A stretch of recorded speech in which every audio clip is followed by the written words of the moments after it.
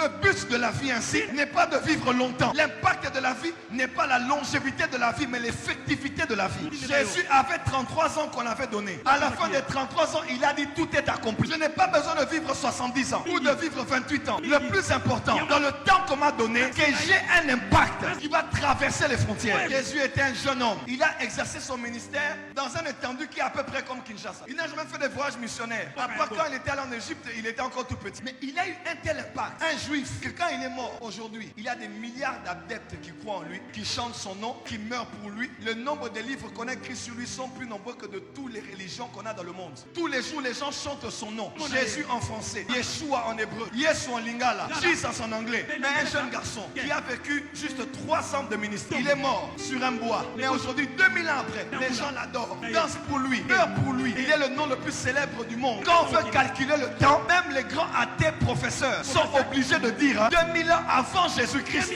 2000 ans après Jésus-Christ. Il a fait tout ça pendant combien de temps? Juste 3 ans. L'important, c'est pas d'être vieillard sans impact, mais c'est d'être jeune avec un impact qui traversera les millénaires.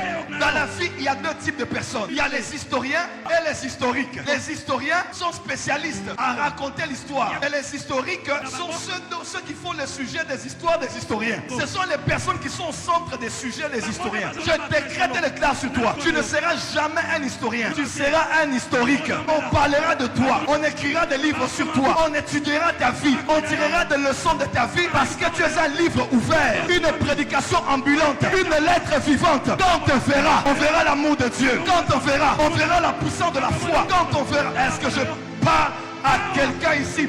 Si tu es là, lève-toi, dis je cate à la mano.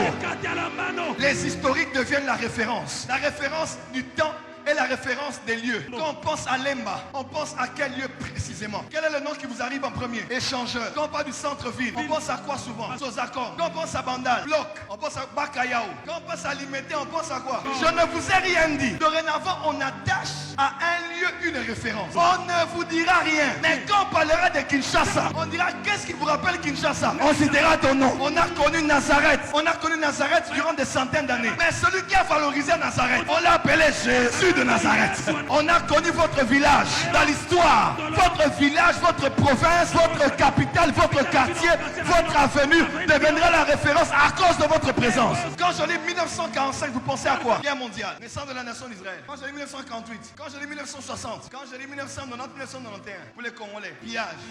Quand je dis février 2021, Anouka et déboulonnage. Quand je dis 1997, AFDL. Tu sais pourquoi? Parce que même la référence du temps est attachée à un événement ou à une personne. Quand on parlera de la décennie 2020-2030, est-ce que quelqu'un est prêt à entendre ce que je vais déclarer? On parlera de toi, on parlera de ton ministère, on parlera de ton impact, on parlera de ton potentiel, on parlera de ton savoir. Si tu l'as dit, je reçois. Je ne suis pas né pour être historien. Mais